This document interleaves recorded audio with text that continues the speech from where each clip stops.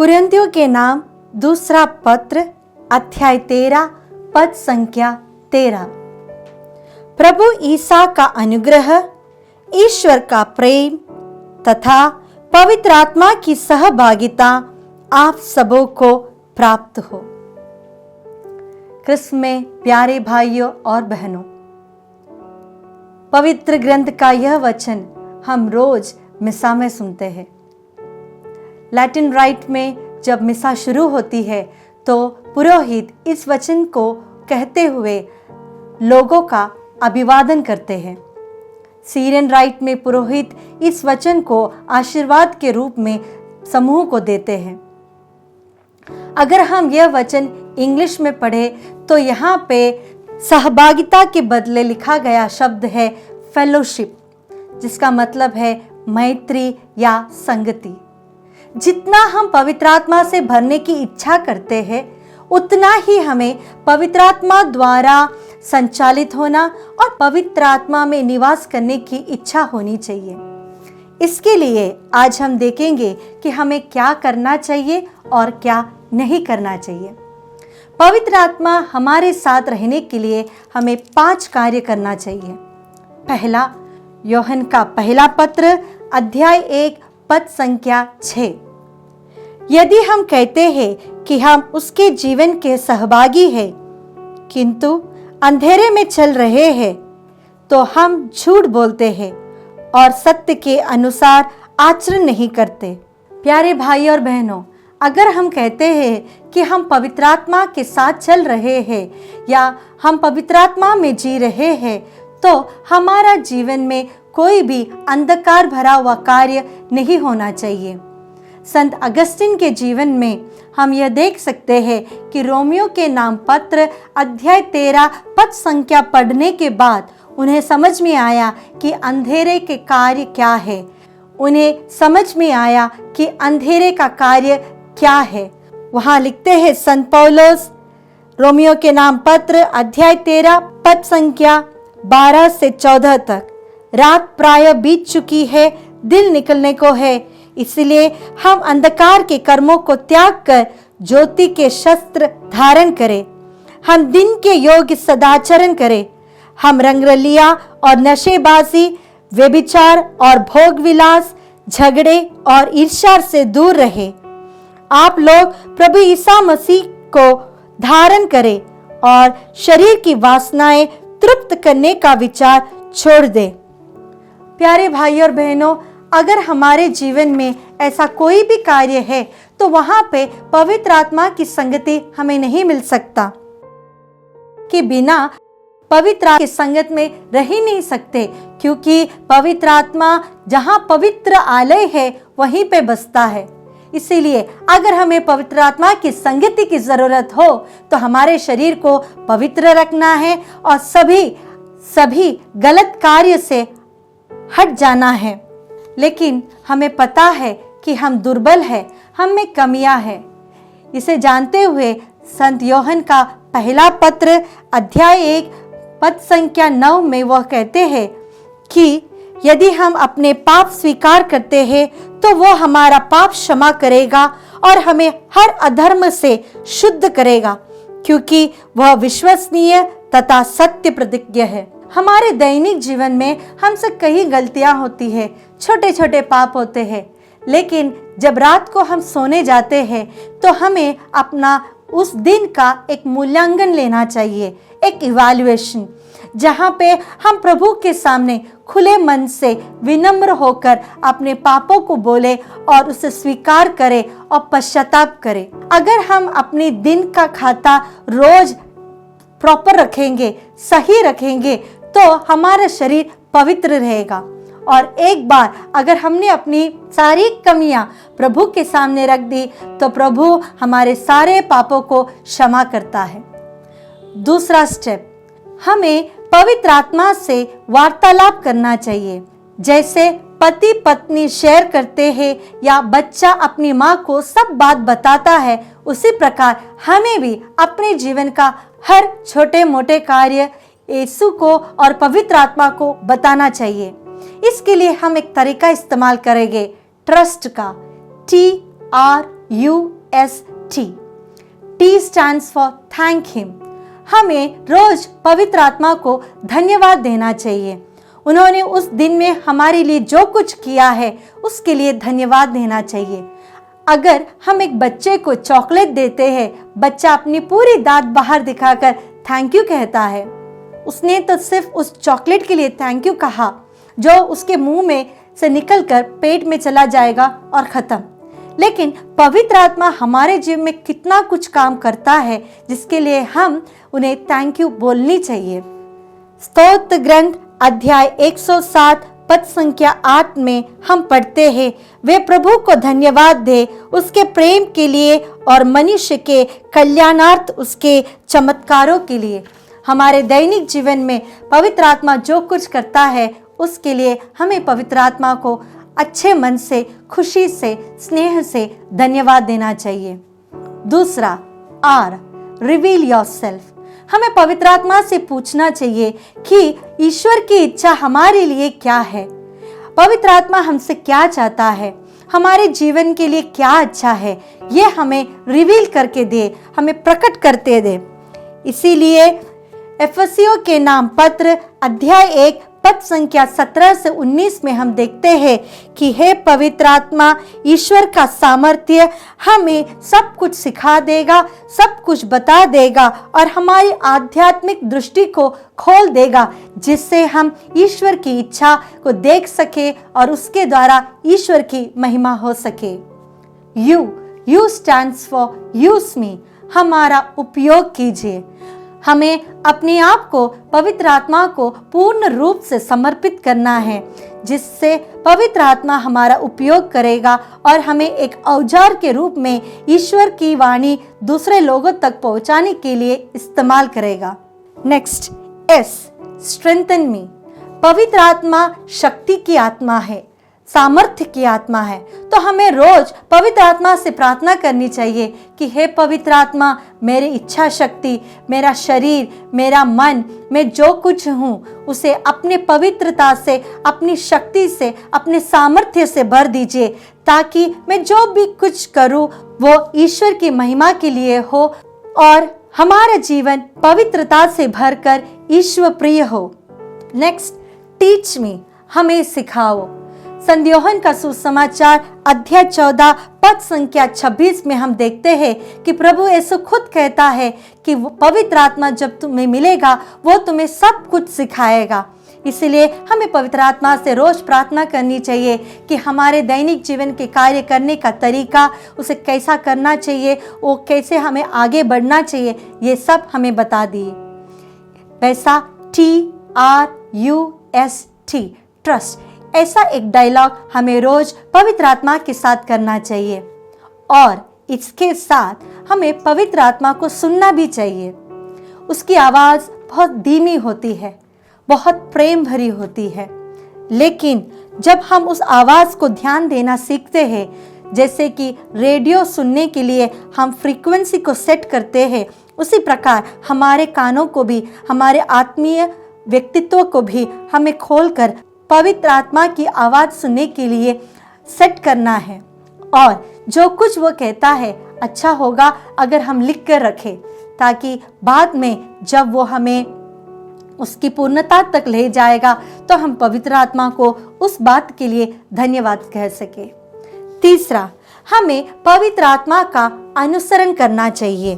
प्रेरित चरित्र अध्याय 5 पद संख्या 32 में लिखा है, इन बातों के साक्षी हम हैं और पवित्र आत्मा भी, जिसे ईश्वर ने उन लोगों को प्रदान किया है जो उसकी आज्ञा का पालन करते हैं। इन बातों के साक्षी हम हैं और पवित्र आत्मा भी, जिसे ईश्वर ने उन लोगों को प्रदान किया है जो उसकी आज्ञा का पालन करते हैं। अगर हम पवित्र आत्मा की बात मानते तो ही पवित्र आत्मा हमारे साथ रह सकता है। सोचो, अगर आपके साथ एक सच्चा मित्र चल रहा है और वो आपको अच्छी अच्छी बातें बता रहा है और कुछ कार्य करने को कह रहा है, लेकिन अगर हम उसकी बात सुनने के लिए तैयार ना हो तो बेचारा मित्र 2 दिन के बाद चुप हो जाएगा। इसीलिए अगर हमें पवित्र आत्मा की संगति में चलना हो तो हमें पवित्र आत्मा की बात माननी चाहिए। चौथी बात, पवित्र आत्मा के संग चलना। गलातियों के नाम पत्र अध्याय 5 पद संख्या 6। मैं यह कहना चाहता हूँ, संत पौलुस कहता है, आप लोग आत्मा की प्रेरणा के अनुसार चलेंगे तो शरीर की वासनाओं को तृप्त नहीं करेंगे। प्यारे दोस्तों, अगर हमारा हाथ पवित्र आत्मा ने पकड़ लिया हो और हम उसके साथ चल रहे हैं तो शरीर की वासना हमारे पास तक नहीं आएंगी। दुनिया की कोई भी बुराइयां हमें छू नहीं सकती। पवित्रता में पवित्र आत्मा हमें आगे बढ़ाकर ले जाएगा, ईश्वर की राह वह दिखाएगा। और पांचवी बात, कष्ट के समय हमें आनंदित रहना है। प्रेरित चरित्र अध्याय 16 में हम देख सकते हैं, संत पौलुस और सीलास कारागृह में बंद थे। उन्हें मार मिली थी, उनकी बहुत पिटाई हुई थी, वे जंजीरों से बंधे हुए थे, लेकिन उस दुख के संकट में भी आधी रात को वो वहां बैठकर प्रार्थना करने लगे, स्तुतिगान करने लगे, खुश थे और पवित्र आत्मा की शक्ति वहां पर प्रकट हुई। प्यारे भाई और बहनों, दुखों के क्षणों में ही पवित्र आत्मा की शक्ति हमारे जीवन में हम ज्यादा देख सकते हैं, लेकिन उस संकट का समय को हमें खुशी खुशी अपने दिल में स्वीकार करना है। इसीलिए हमें 5 कार्य करना है। हमारे शरीर को पवित्र रखना है, पवित्र आत्मा से वार्तालाप करना है, उसका अनुसरण करना है, उसके साथ चलना है और सभी कष्टों में हमें संतुष्ट रहना है। हमारे और पवित्र आत्मा के रिश्ते में हमें 5 कार्य कभी नहीं करना चाहिए जिससे उसे दुख होता है। पहला कार्य हम देख सकते हैं प्रेरित चरित्र अध्याय 7 पद संख्या 51। यहाँ पे लिखा गया है कि आप पवित्र आत्मा का विरोध करते हैं। हमें पवित्र आत्मा का विरोध कभी नहीं करना चाहिए। वो जो कुछ कहे, अगर हम हर बार उसे कहते रहे, नहीं मैं ऐसा नहीं करूँगी, या नहीं मुझे ऐसा ही करना है, मेरी इच्छा के अनुसार चलना है, तो हम पवित्र आत्मा का विरोध करते हैं। पवित्र आत्मा हमेशा हमारी भलाई चाहता है, लेकिन जब हम उसका विरोध करते हैं तो ईश्वर के द्वारा, पवित्र आत्मा के द्वारा हमें जो आशीष प्रदान होने वाली थी उससे हम विच्छेद कर देते हैं। दूसरी बात, हमें पवित्र आत्मा का अपमान नहीं करना चाहिए।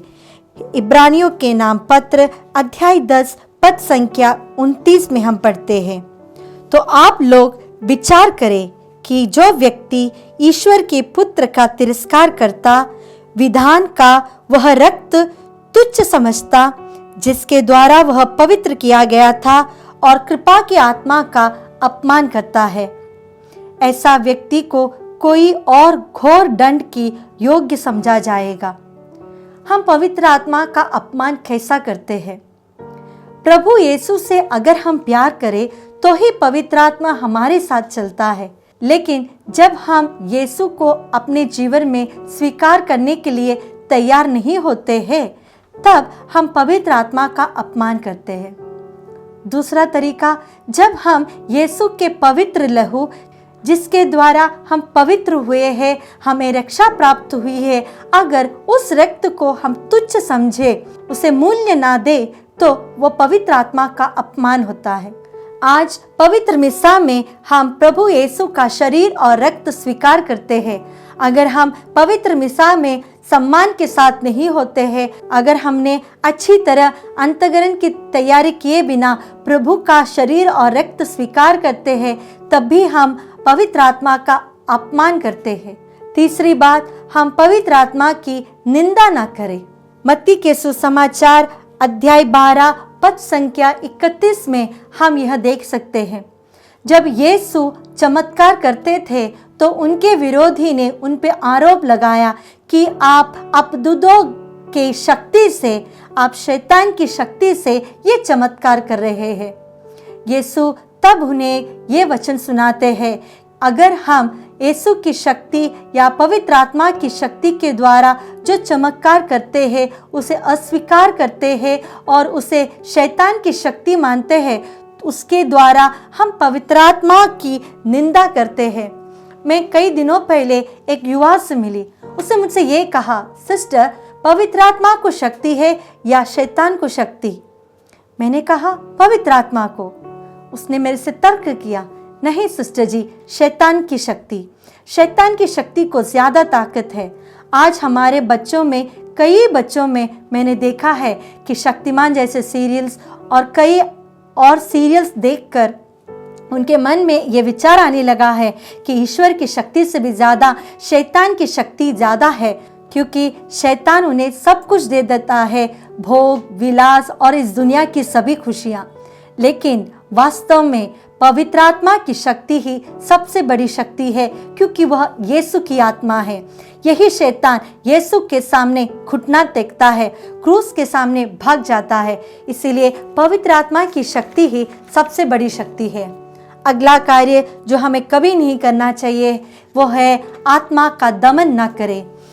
यह हम तसलनिकियों के नाम पहला पत्र अध्याय 5 पद संख्या 19 में देखते हैं कि हमें पवित्र आत्मा का दमन नहीं करना चाहिए। दमन नहीं करना, इसका मतलब यह है कि हम पवित्र आत्मा से कोऑपरेट नहीं करते या फिर जो भी चेष्टा पवित्र आत्मा हमें देती है उसे अनसुना और अनदेखी करते हैं। प्रकाशना ग्रंथ अध्याय 3 पद संख्या 15 में हम देख सकते हैं कि यीशु हमसे कहता है, तुम ना तो ठंडे हो और ना ही गर्म, तुम तो कुनकुने हो, इसीलिए मैं तुम्हें अपने मुंह से उगल दूंगा। प्यारे भाई और बहनों, इसीलिए पवित्र आत्मा की संगति में रहना हो तो हमें 5 कार्य करना है और 5 कार्य कभी नहीं करना। जो हमें करना है, फिर से दोहराते हैं, हमें पवित्र रहना है। दूसरा, पवित्र आत्मा से एक वार्तालाप, एक संभाषण जरूर करना है। तीसरी बात, उसकी बात माननी है। चौथी बात, उसका हाथ पकड़कर उसके साथ चलना है। और 5वीं बात, कष्टों में भी उसके साथ खुश रहना है। हमें पवित्र आत्मा के साथ 5 कार्य कभी नहीं करना चाहिए। पहला, हमें पवित्र आत्मा का विरोध नहीं करना चाहिए, उसका अपमान नहीं करना चाहिए, उसकी निंदा नहीं करनी चाहिए, उसे दुख नहीं देना चाहिए।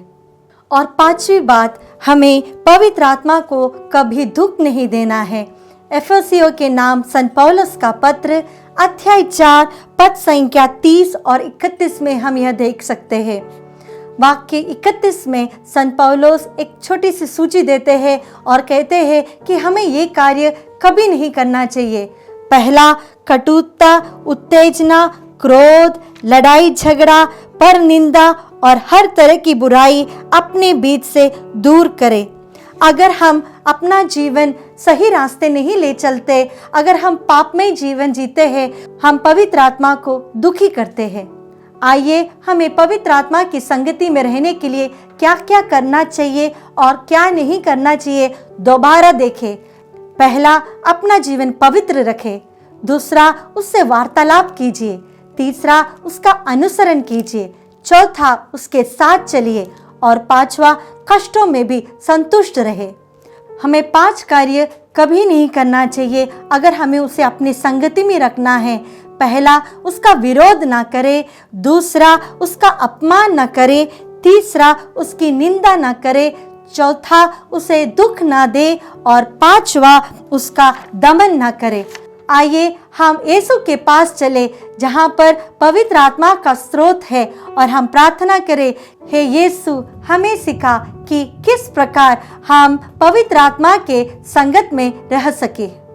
आइए, हम यीशु के पास चले जहाँ से पवित्र आत्मा का स्रोत है, वह यीशु की आत्मा है। हम यीशु से प्रार्थना करें, हे यीशु, हमें शक्ति दे, हमें धैर्य दे, हमारे जीवन को पवित्र बनाने के लिए और पवित्र आत्मा के साथ हमेशा जीने की शक्ति हमें प्रदान कीजिए।